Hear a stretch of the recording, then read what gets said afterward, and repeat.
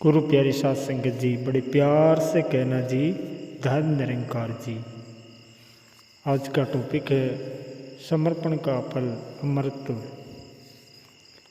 कि संपूर्ण सृष्टि का रचनाकार ये निराकार परमात्मा है। परमात्मा ने सृष्टि के संचालन के लिए कुछ नियम, कुछ व्यवस्थाएं लागू कर रखी हैं। जो साध संगत जी परिस्थितियाँ कैसी भी हो, लेकिन ये प्रभु अपनी इच्छा अनुसार ही इसे संचालित करता रहता है और इसके नियम कानून को किसी प्रकार से भी तोड़ा नहीं जा सकता। केवल इसे पूर्ण समर्पण भाव से स्वीकार करके मानव जीवन के मुख्य उद्देश्य को प्राप्त करना है। समर्पण का भाव है सर्वस्व न्यौछावर करने की वृत्ति, अर्थात तन मन धन सब कुछ परमात्मा यानी सदगुरु का अर्पण करके इसके आगे इसके आदेश उपदेशानुसार अपना जीवन व्यतीत करना है और इस पर पूर्ण विश्वास बनाए रखना है। संपूर्ण अवतार वाणी में कहा है कि प्रभु को अपना सब कुछ सौंपे, एक ही प्रभु की आस रखे। अगर सृष्टि की प्रत्येक संरचना पर नज़र डालें तो स्पष्ट होता है कि हर रचना में कुछ न कुछ अर्पण करती नजर आती है और वो दूसरों को सुख प्रदान करती है। जैसे सूरज प्रकाश, चंद्रमा शीतलता, पानी जीवन, हवा सांस, पेड़ फल, पशु दूध, पक्षी मधुर स्वर, पृथ्वी उपज, अनेकों प्रकार के निस्वार्थ भाव से प्रदान करते रहते हैं। सार बात यह है कि संपूर्ण सृष्टि आत्मसमर्पण का ही उदाहरण है और मानव जीवन का सारा खेल परमात्मा को अर्पण करने को है। जिसने भी स्वयं को सदगुरु के चरणों में समर्पित कर दिया, उसके सारे पापों, कष्टों, क्लेशों, संकटों, दुखों, भ्रमों, शंकाओं, बीमारियों आदि से मुक्ति पाकर अमृतों की प्राप्ति हो गई है। उसे जन्म मरण के सारे बंधनों से छुटकारा मिल गया है। अर्जुन से भगवान श्री कृष्ण कहते हैं कि तू सब धर्मों को एवं संपूर्ण कर्तव्य कर्मों को छोड़कर मेरी शरण में आ जा, मैं तुझे सारे पापों से मुक्त कर दूंगा। तो साध संगत जी, मुख्य बात यह है कि समर्पण भाव में न केवल अधर्म को छोड़ना है, बल्कि सत्य धर्म को भी ग्रहण करना है।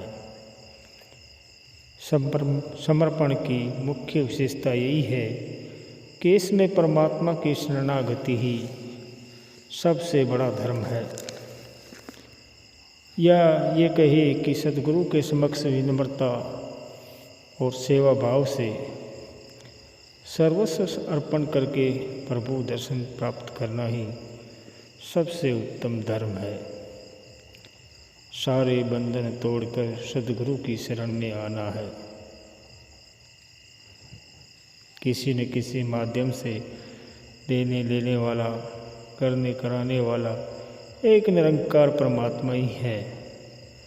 हमें जो भी जिससे भी प्राप्त हुआ है उसे देनदार दातार के साथ सादर समर्पित कर देना ही हमारा धर्म बनता है। इस संसार में अपना कुछ भी है, कुछ भी नहीं है। यहाँ तक कि तन मन धन भी अपना नहीं है। ये सब इस निरंकार की देन है और जो कुछ अपना दिखाई देता है वह सब संबंधों की वजह से है। जैसे ही हमारा अपना संबंध किसी वस्तु या व्यक्ति से ख़त्म होता है, जिसे हम अपना कहते थे, वह पराया हो जाता है। जब हम समर्पित भाव से कर्म करते हैं तो साध संगत जी, हमारी नहीं बल्कि ईश्वर की इच्छा से वह कार्य सफल होते हैं। समर्पण में परमात्मा के होकर रहते हैं, परमात्मा हमारे हो जाते हैं। फिर हमारे अंदर न कोई दुर्गुण बचा रह सकता है और नहीं वासनाएं। समर्पण का यही फल है। ज्ञान, कर्म और भक्ति के क्षेत्र में समर्पण का भाव होना अति आवश्यक है।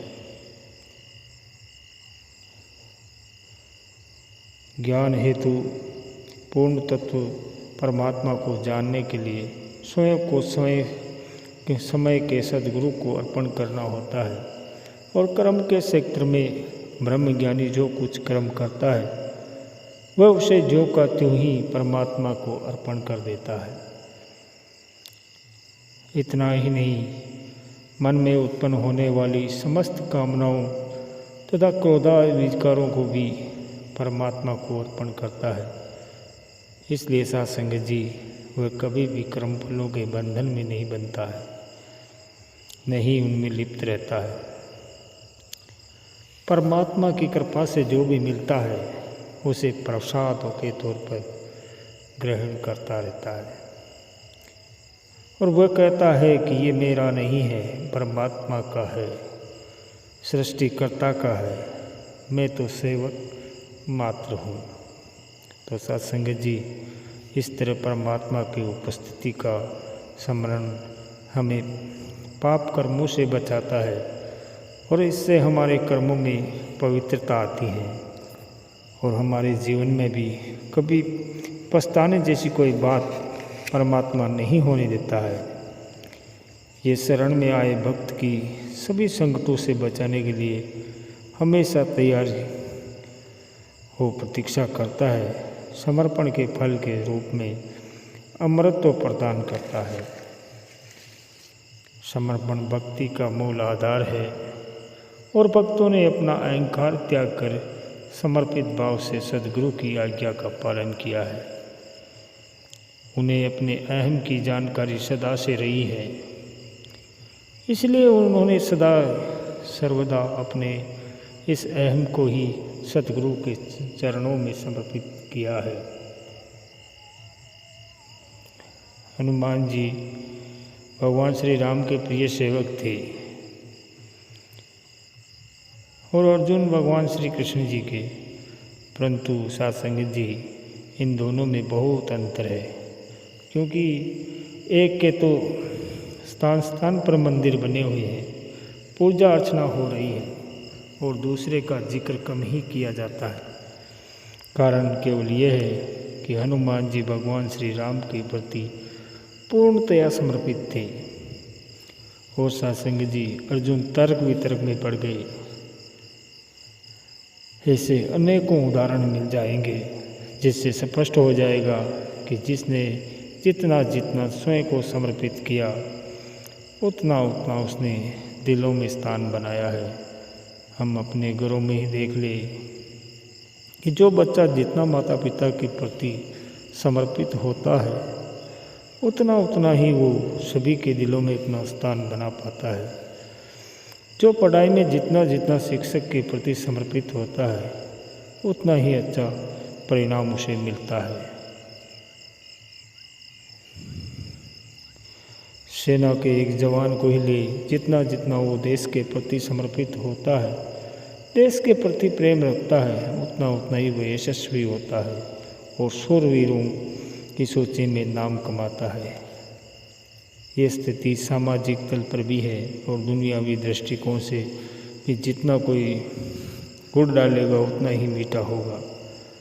समाज राष्ट्र के लिए अपना सब कुछ अर्पण करने वाले कई महान व्यक्ति हुए हैं, परंतु साधुसंग जी इतिहास साक्षी है कि भक्त अथवा भक्ति शब्द का प्रयोग केवल उन्हीं विभूतियों के लिए किया गया है जिन्होंने अपना सर्वस्व ईश्वर को समर्पित किया है।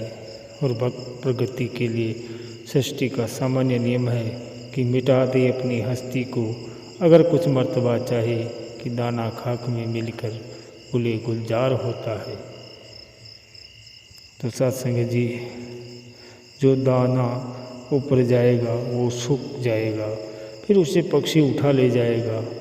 भक्ति के लिए भी यही नियम ज्यों का त्यों लागू होता है। जो समर्पित होता है उतना उसे लाभ प्राप्त होता है। और भगवान श्री कृष्ण भी कहते हैं कि जो मुझको जैसा भजते हैं मैं भी उनको वैसा ही बचता हूँ। सत्संग जी, प्यार से कहना जी, धन निरंकार जी।